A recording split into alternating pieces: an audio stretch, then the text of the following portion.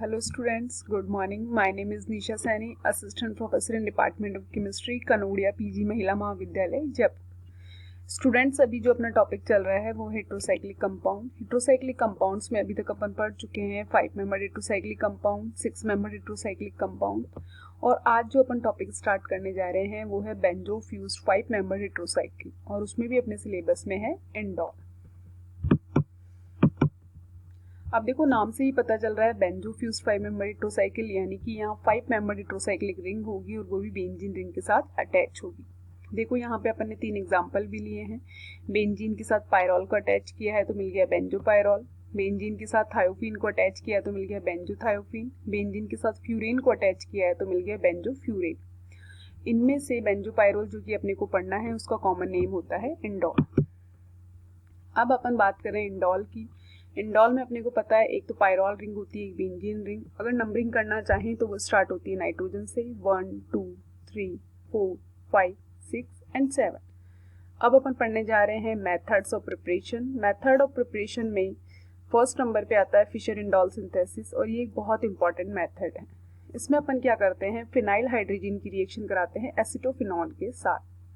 देखो मैंने यहाँ एक नोट डाल के लिखा है, कई बच्चों को पता नहीं होता फिनाइल हाइड्रोजन क्या होता है। तो इसका सिंपल तरीका है कि पहले आप हाइड्रोजन का फॉर्मूला याद रखें NH2 उसके बाद में आप NH2 से एक हाइड्रोजन को हटा के वहाँ लगा दें C6H5 तो अपने को मिल जाएगा फिनाइल हाइड्रोजन। तो जब फिनाइल हाइड्रोजन की रिएक्शन एसिटोफिनॉन के साथ होती है तो अपने को मिलता है 2 फिनाइल एंडोल, साथ में मिलते हैं अमोनिया मॉलिक्यूल और H2। मैकेनिज्म क्या कहती है कि जो अपना फिनाइल हाइड्रोजन है उसमें NH2 ग्रुप का जो हाइड्रोजन है वो एसिटोफिनॉन के ऑक्सीजन के साथ एसिडिक मीडियम में रिएक्शन करता है और H2 की फॉर्म में बाहर निकल जाता है और अपने को स्ट्रक्चर मिलती है C6H5 NH N double bond C CS3 और C6H5। अगर इस स्ट्रक्चर के अंदर अपन देखें तो N डबल बॉन्ड C और CS3 इन तीनों के बीच में टोटोमेरिज्म होती है। ये डबल बॉन्ड जो होता है वो नाइट्रोजन कार्बन से शिफ्ट हो जाता है कार्बन कार्बन के बीच में और CS3 पे जो हाइड्रोजन लगा हुआ है वो शिफ्ट किया जाता है इस नाइट्रोजन पे। देखो मैंने यहाँ पे डॉट डॉट करके ये जो एरिया बनाया है आप कह सकते हैं, या फिर ये जो एटम इन्वॉल्व किए हैं इसमें टोटोमेरिज्म हुई है। नाइट्रोजन के ऊपर आ गया है हाइड्रोजन और ये डबल बॉन्ड शिफ्ट होकर चला गया है ऊपर। अब इस मॉलिक्यूल को अपन ने रखा है एसिडिक मीडियम में। एसिडिक मीडियम में रखा है यानी कि वहाँ प्रोटोन है और ये प्रोटोन अटैक करते हैं नाइट्रोजन के लोन पेयर पे। देखो अब अपने दिमाग में क्वेश्चन आता है कि नाइट्रोजन तो यहाँ भी है, इस पे भी लोन पेयर है, लेकिन मैं आपको बता दूं कि इस नाइट्रोजन की जो लोन पेयर है इस रिंग के साथ रेजोनेंस में इन्वॉल्व है। तो अगर ये इसके साथ रेजोनेंस में इन्वॉल्व हैं तो ये यहाँ अपने को शो नहीं, जब अवेलेबल ही नहीं है तो मैंने यहाँ शो भी नहीं किए हैं। तो अपन ने प्रोटोन का क्या किया, सीधा अटैक इस नाइट्रोजन पे करा दिया। तो जब इस नाइट्रोजन पे प्रोटोन अटैक करेगा तो नाइट्रोजन अपने लोन पेयर देगा तो उस पर आ जाएगा पॉजिटिव चार्ज। तो देखो अपने को ये वाली स्ट्रक्चर मिली।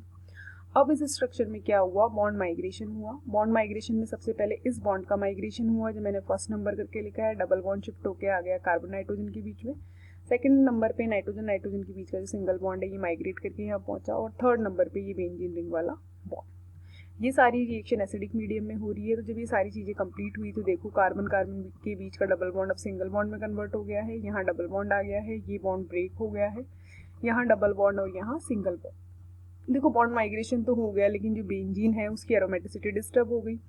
अब बेंजीन की एरोमेटिसिटी डिस्टर्ब हुई है, इसका मतलब मॉलिक्यूल अनस्टेबल हुआ है। तो इसको स्टेबल करने के लिए इस कार्बन पे जो हाइड्रोजन है वो अपने इलेक्ट्रॉन्स को यहाँ पे डोनेट करता है और खुद H+ की फॉर्म में आ जाता है। ये फर्स्ट नंबर पे चीज हुई। जब इलेक्ट्रॉन यहाँ शिफ्ट करके आएंगे तो यहाँ डबल बॉन्ड आएगा और जैसे यहाँ डबल बॉन्ड आता है तो ये वाला डबल बॉन्ड शिफ्ट होकर नाइट्रोजन पे नेगेटिव चार्ज की फॉर्म में आता है और इस नेगेटिव चार्ज पे जो हाइड्रोजन था जो H+ की फॉर्म में निकला था वो आगे अटैच हो जाता है। तो देखो यहाँ पे तो आ गया NH2, यहाँ जो रिंग की एरोमेटिसिटी थी वो मेंटेन हो गई। इस तरफ की जो स्ट्रक्चर थी उसको अपन ने डिस्टर्ब नहीं किया, जैसे है वैसे की वैसे ही है। अब अपन बात करते हैं इस NH2 की। इस NH2 पे देखो पॉजिटिव चार्ज है तो ये अनस्टेबल है। स्टेबिलिटी के लिए इन डबल बॉन्ड को अपनी तरफ लेगा तो इस कार्बन के ऊपर डेफिशिएंसी आएगी। इसको पूरा करने के लिए सेकंड नंबर पे नाइट्रोजन की लोन पे यहाँ अटैक करेंगे। अटैक करके यहाँ पे एक रिंग का फॉर्मेशन करेंगे। नाइट्रोजन ने अपने लोन पेयर दिए तो उसमें पॉजिटिव चार्ज आ गया। उसको स्टेबल करने के लिए यहाँ से एक हाइड्रोजन H+ की फॉर्म में रिमूव हो जाएगा। ये देखो अपन ने रिमूव कर दिया है। अब ये जो मॉलिक्यूल है वो आगे एसिडिक मीडियम में इस तरीके से रिएक्शन करेगा कि ये प्रोटोन इस NH2 पर अटैक करेगा, इस नाइट्रोजन पर अटैक नहीं करेगा। इसका रीजन अभी आपको बताया मैंने। तो जैसे इस नाइट्रोजन पे अटैक होगा ये अमोनिया की फॉर्म में आ जाएगा, NH3+ की फॉर्म में, और ये NH3+ जो होता है अनस्टेबल होता है, तो ये निकलना चाहेगा। निकलने में हेल्प करेंगे इस कार्बन पे जो हाइड्रोजन है उसके इलेक्ट्रॉन। इस कार्बन पे 2 हाइड्रोजन है, उनमें से एक हाइड्रोजन अपने इलेक्ट्रॉन्स को यहाँ देगा, तो यहाँ आ जाएगा डबल बॉन्ड और ये अमोनिया की फॉर्म में बाहर निकल जाएगा। तो देखो यहाँ अमोनिया और H+ 2 चीज़ें बाहर निकल गई है और अपने को मिल गया अपना 2-फिनाइल इंडोल, जिसको अपन ने 3 तरीके से रिप्रेजेंट किया है। वही स्ट्रक्चर है, बस बताने का तरीका अलग है। अब बात करते हैं मेडलिंग सिंथेसिस की। मेडलिंग सिंथेसिस में अपन ने क्या किया है, ऑर्थो अमीनो टोलुइन लिया है। ऑर्थो अमीनो टोलुइन का मतलब होता है टोलुइन के ऑर्थो पोजीशन में अमीनो ग्रुप लगा दिया। इसको 3 कंडीशन में रखा है। सबसे पहले फॉर्मिक एसिड के साथ हीट दी है, सेकंड नंबर पे सोडामाइड दिया है अपन ने, थर्ड नंबर पे अपन ने एक एसिडिक मीडियम में रखा है। तीनों कंडीशन के बाद में देखो अपने को यहाँ मिल गया इंडोल। अब अपनी रिएक्शन कहाँ से स्टार्ट होती है कि जो अपना ऑर्थो अमीनो टोलुइन था उसमें जो अमीनो के पास NH2 ग्रुप है वहाँ से एक हाइड्रोजन फॉर्मिक एसिड के OH के साथ रिएक्शन करेगा। इनकी भी अपने आप में एक प्रॉपर मैकेनिज्म होती है, लेकिन उस मैकेनिज्म की यहाँ बात नहीं करेंगे, अपन सीधा यहाँ से एक H2 मॉलिक्यूल निकालें। तो जैसे H2 मॉलिक्यूल निकाला तो अपने को ये स्ट्रक्चर मिली। जब इसकी रिएक्शन अपने बेस के साथ कराई तो ये जो बेस है CH3 पे अटैक करेगा और यहाँ से एक हाइड्रोजन को रिमूव करेगा। रिमूव करते ही देखो यहाँ नेगेटिव चार्ज आया है। अब ये नेगेटिव चार्ज एक न्यूक्लियोफाइल बन गया है।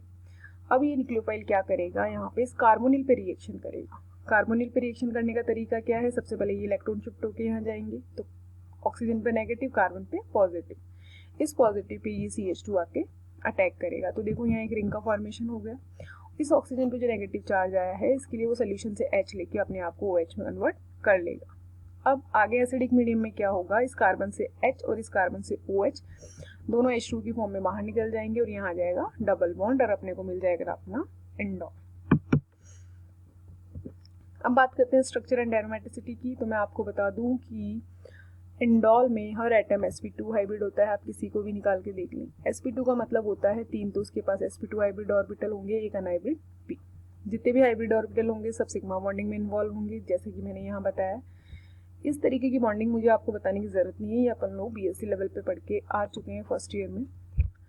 तो ये सिग्मा बॉन्डिंग हो गई। अनहाइब्रिड पी जो थे उन्होंने मिलकर ओवरलैपिंग करी और पाई बॉन्डिंग करी। जैसे इन दोनों ने मिलकर एक पाई बॉन्ड बनाया, इन दोनों ने मिलकर एक पाई बॉन्ड, इन दोनों ने मिलकर एक पाई बॉन्ड, और इसी तरीके से यहाँ एक पाई बॉन्ड बनाया। तो ये तो थी इनकी बॉन्डिंग।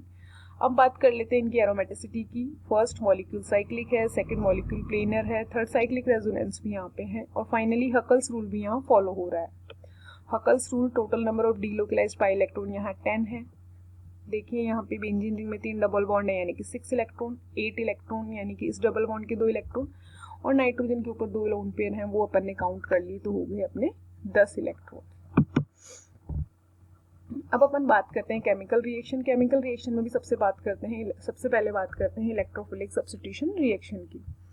देखिए इलेक्ट्रोफिलिक सब्स्टिट्यूशन रिएक्शन में मैं आपको सबसे पहले बता दूं कि इसकी जो रिएक्टिविटी होती है वो बहुत ज़्यादा होती है, more reactive towards electrophilic substitution reaction.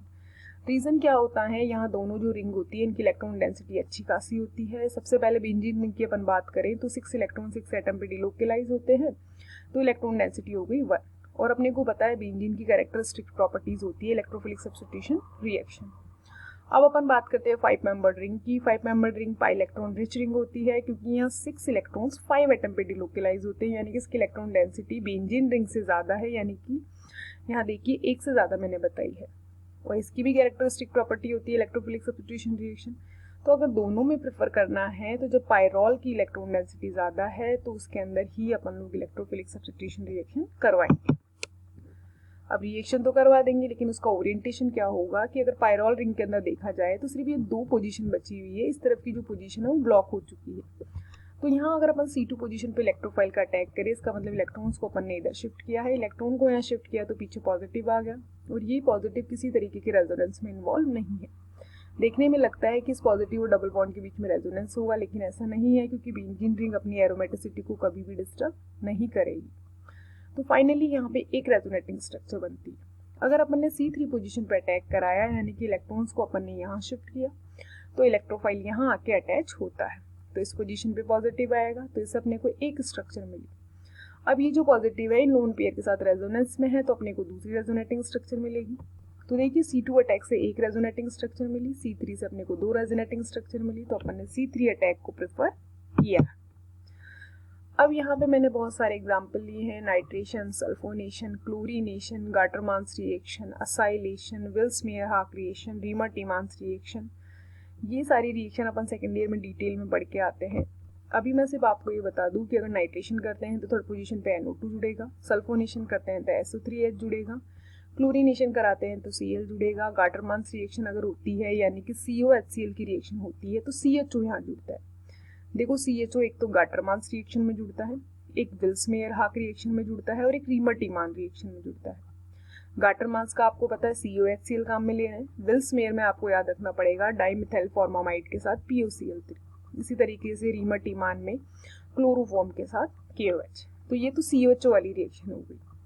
अब बात करते हैं हम लोग असाइलेशन की। असाइलेशन में क्या होता है, हाई टेम्परेचर पे असाइलेशन कराया जाता है, तो कार्बन पे तो असाइलेशन होता ही है, साथ के साथ एक प्रोडक्ट ऐसा बनता है जिसमें कार्बन और नाइट्रोजन दोनों पे असाइलेशन हो जाता है और ये अपना मेन प्रोडक्ट होता है। तो ये तो थी अपनी इलेक्ट्रोफिलिक सब्स्टिट्यूशन रिएक्शन। अब आगे अपन लोग बात करते हैं ऑक्सीडेशन की। ऑक्सीडेशन में अपन ने क्या कराया है कि इंडोल जो रिंग थी उसको अपन ने ऑक्सीजन की प्रेजेंस में रखा, लाइट वहाँ अपन ने दी, तो ये जो थर्ड पोजीशन है यहाँ डबल बॉन्ड के साथ ऑक्सीजन का इंसर्शन हो जाता है। इस प्रोडक्ट के अंदर डाइमराइजेशन का नेचर होता है और जो डाइमराइजेशन होता है वो इस पोजीशन पे होता है, तो यहाँ पे अपने को एक डाइमर प्रोडक्ट मिलेगा। अब अपन ने अगला जो ऑक्सीडेशन कराया है वो ओजोन और परबेंजोइक एसिड की प्रेजेंस में कराया है, तो ये वाला डबल बॉन्ड टूटेगा और दोनों तरफ कार्बोनिल ग्रुप का इंसर्शन होगा। देखो इधर भी कार्बोनिल ग्रुप है और यहाँ पे भी कार्बोनिल ग्रुप है। अब बात करते हैं रिडक्शन की। रिडक्शन में मैं पहले आपको बता दूं, जो फर्स्ट टाइप का रिडक्शन कराया है वो टिन HCl की प्रेजेंस में कराया है। ये जो रिडक्शन होगा वो 5 मेंबर रिंग पे होगा। 5 मेंबर रिंग का जो डबल बॉन्ड है वो रिड्यूस हो जाएगा और अपने को प्रोडक्ट मिलेगा 2,3 डाइहाइड्रो इंडोल। 2 और 3 पोजीशन पे नए हाइड्रोजन आए हैं, इस वजह से नेमिंग होती है 2,3 डाइहाइड्रो इंडोल। अब बात करते हैं अगले रिडक्शन की, जिसमें अपन ने क्या कराया है, मेटल और अमोनिया की प्रेजेंस में रिडक्शन कराया है। सॉल्वेंट काम में लिया है मिथेनॉल। तो यहाँ पे जब रिडक्शन होता है तो वो रिडक्शन पायरोल रिंग में ना होकर बेंजीन रिंग में होता है, और बेंजीन रिंग में भी ये जो 2 डबल बॉन्ड है वो रिड्यूस होते हैं। तो जो अपने को प्रोडक्ट मिलता है उसका नाम होता है 4, 5, 6, 7 टेट्राहाइड्रो इंडोल। ये अपना फाइनल प्रोडक्ट है, लेकिन यहाँ पे एक बीच में एक प्रोडक्ट बनता है जो थोड़ी सी देर के लिए बनता है। याद करने का तरीका मैं आपको बता दूं, अपन ने स्टार्ट किया था 3 डबल बॉन्ड के साथ, बीच में एक प्रोडक्ट मिलता है जो 2 डबल बॉन्ड वाला होता है। इस 2 डबल बॉन्ड वाले में देखो 4 पोजीशन पे और 7 पोजीशन पे हाइड्रोजन जुड़े हैं, इस वजह से इसको कहा जाता है 4,7 डाइहाइड्रो इंडोल। उसके बाद में अपना फाइनल प्रोडक्ट बनता है 4, 5, 6, 7 टेट्राहाइड्रो इंडोल। तो ये आज का अपना टॉपिक था, जहां अपन ने बेंजो फ्यूज्ड 5 मेंबर हेटेरोसाइकिल स्टार्ट किए यानी कि इंडोल। उसका अपन ने मेथड ऑफ प्रिपरेशन की बात करी, फिशर इंडोल सिंथेसिस की बात करी, मेडलिंग सिंथेसिस की बात करी, फिर स्ट्रक्चर एरोमेटिसिटी की बात करी। अभी अपन ने केमिकल रिएक्शन कंप्लीट की है, इलेक्ट्रोफिलिक रिएक्शन कंप्लीट करी, ऑक्सीडेशन और रिडक्शन। तो ये आज का अपना टॉपिक था। आगे वाला टॉपिक अपन नेक्स्ट क्लास में पढ़ेंगे। आज के लिए आपको थैंक यू सो मच।